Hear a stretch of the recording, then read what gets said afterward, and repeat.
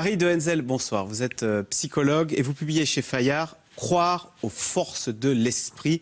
Les forces de l'esprit, c'est évidemment cette expression qu'avait utilisée François Mitterrand un an avant sa mort, au vœu du 31 décembre 1994. François Mitterrand, que vous avez accompagné pendant plus de 10 ans, votre première rencontre remonte à 84. Et alors comment vous qualifieriez votre rôle auprès de François Mitterrand? Vous étiez sa psychologue? Non. Alors, je récuse ce terme parce que ce n'était pas du tout le cadre de nos rencontres. Lui-même disait d'ailleurs que c'était une rencontre inclassable. Je ne sais pas. Je n'étais pas une professionnelle de la psychologie. J'ai été une amie spirituelle, peut-on dire, peut-être. Et vous appelez son ange de vie, parce qu'il avait peur de la mort, oui. Et voilà. Et qu'avez-vous dit pour qu'il n'ait plus peur de la mort et qu'il vous ait appelé ainsi son ange de vie? Je crois qu'il y a quelque chose qui a noué notre relation dès le départ. La deuxième ou troisième fois qu'on s'est vus, je ne me souviens plus, et où il m'a dit, à l'heure qu'il est, je devrais être mort, laissant entendre qu'on lui avait donné peu de temps. Parce que son cancer... Mais il ne m'a jamais dit... 81. Oui, mais il n'a pas nommé le nom de cancer. Je ne savais pas qu'il était malade. J'étais comme tout le monde. Il a simplement dit ça. Et je me souviens de lui avoir dit, vous savez, le temps qui reste à vivre à quelqu'un ne dépend pas de la médecine. Parce qu'il m'a dit, les médecins m'ont donné peu de temps à vivre.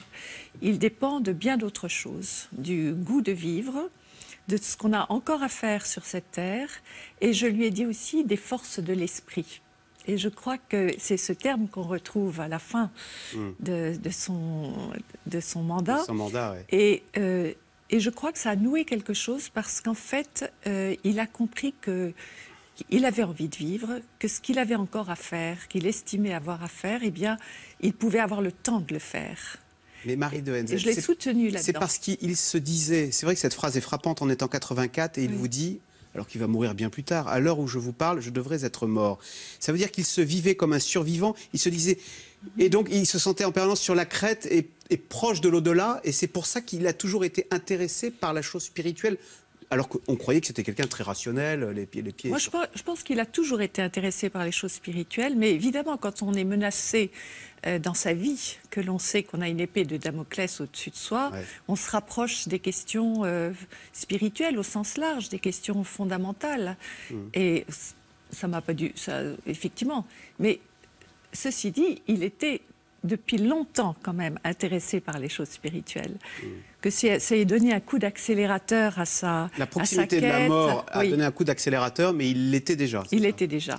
Alors, on ne connaissait pas cette facette de François Mitterrand, et en fait, on va tous la découvrir, cette facette, cet attrait pour l'au-delà du président, le 31 décembre 1994. Ce sont les derniers vœux de François Mitterrand. Il est un peu plus de 20 heures, on se prépare à sortir, et on écoute les derniers vœux de François Mitterrand. On va repasser ce passage. Je crois aux forces de l'esprit, et je ne vous quitterai pas.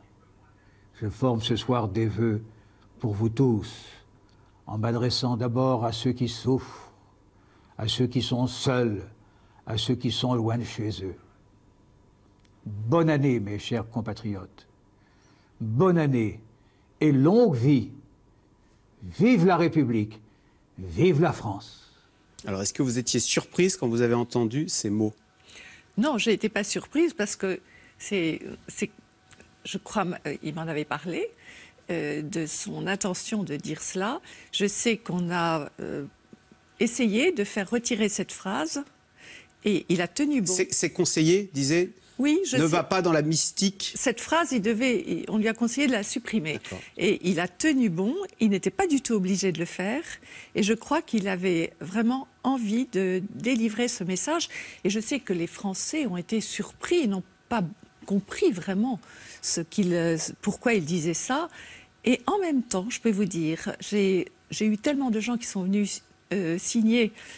pour que je dédicace La mort intime qu'il avait préfacée, et qui m'ont dit, vous savez, vous avez connu François Mitterrand, mais vous avez connu l'homme profond, l'homme mystique. Parlez-nous de lui.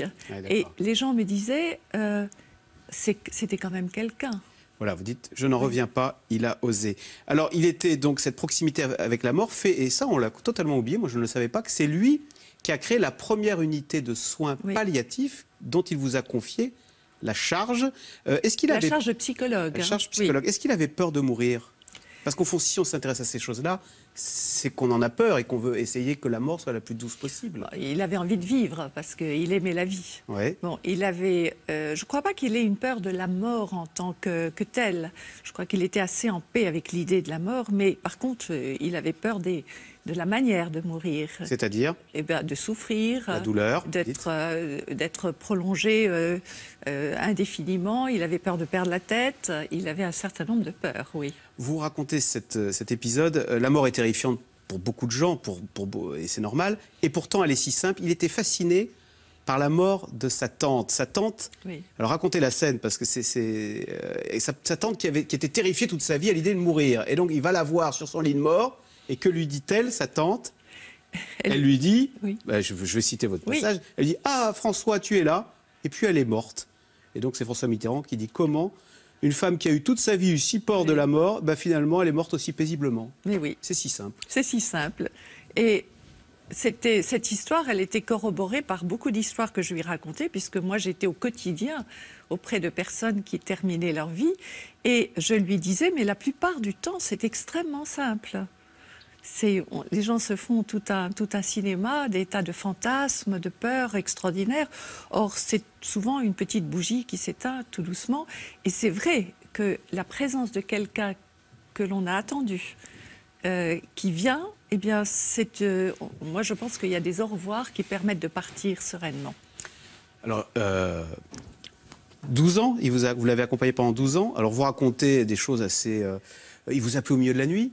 C'était vraiment le roi tout-puissant, je dis le roi, le président tout-puissant quand même. Hein. Et quand vous partiez en vacances, vous deviez donner le numéro de téléphone des amis chez qui vous alliez. Non, même pas, oui. Enfin, il arrivait à vous retrouver.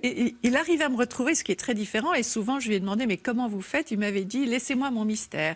Mais oui, on peut penser. Vous l'acceptiez parce que c'était le président, mais c'était quand même très intrusif, pardon. À 3 h du matin, vous avez une nuit. Je vais vous dire, c'est sans doute intrusif, mais. Dès le début, moi, j'ai accepté la relation telle qu'elle était.